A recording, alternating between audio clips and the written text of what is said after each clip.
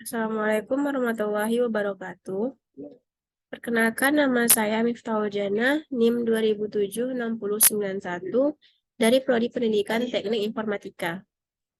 Baiklah, di sini saya akan mempresentasikan materi saya pada hari ini, yaitu tentang Interactive System Lifecycle. Yang pertama itu ada Waterfall, Model, and UCD. Model air terjun klasik jika kita ingin mengikuti tahapan tersebut untuk membangun perangkat lunak yang berpusat pada pengguna. Model tersebut justru menimbulkan masalah karena perhatian utamanya untuk melakukannya.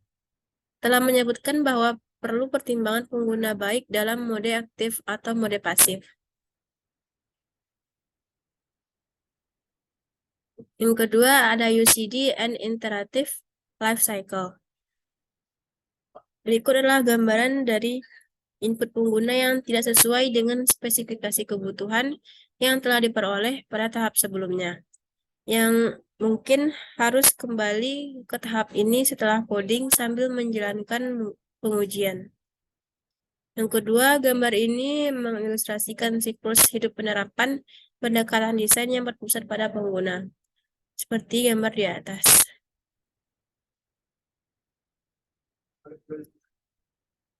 Berikutnya, requirement gathering.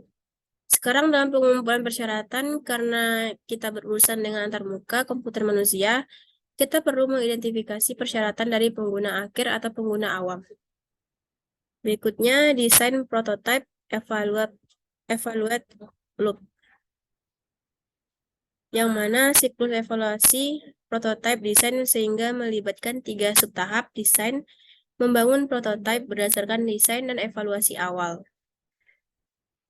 Ketika kita berbicara tentang desain, ada 2 konsep yang terlibat. Salah satunya adalah desain antarmuka, yaitu desain dan interaksi dari sudut pandang pengguna akhir. Dalam desain itu tidak ada yang terkait dengan penerapan atau pengkodean yang terlibat. Berikutnya, coding dan kode testing. Implementasi dapat dilakukan dengan cara tradisional, yaitu dengan menulis kode dan menguji kode. Seiring dengan kode, kita perlu menguji kode tersebut sehingga ada teknik standar yang tersedia. Tahap penting lainnya adalah studi empiris. Berikutnya, empirical study. Kita masih perlu mengetahui apakah keseluruhan produk ini dapat digunakan atau tidak. Pengujian kode tidak akan memberikan pengetahuan itu. Tetapi yang perlu dilakukan adalah menguji kembali dengan pengguna akhir. Memerlukan pendekatan yang sistematis dan ilmiah yang pada umumnya disebut penelitian empiris. Untuk memastikan bahwa produk sesuai dengan persyaratan kegunaan, pendekatan pengujian ini sangat berbeda dari apa yang telah digunakan untuk pengujian prototype. Berikutnya adalah key consideration.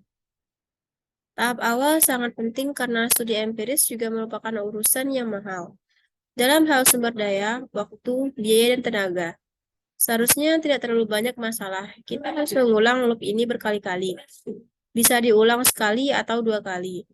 Itu masih dapat diterima, tetapi jika harus melakukannya berkali-kali, karena pada tahap awal tidak melakukannya dengan benar, maka meningkatkan biaya serta waktu penyelesaian secara sistem keseluruhan. Bahkan hal ini dapat menyebabkan produk tidak terkirim. Baiklah, sekian materi dari saya pada hari ini. Jika ada kata-kata yang salah, mohon maaf. Assalamualaikum warahmatullahi wabarakatuh.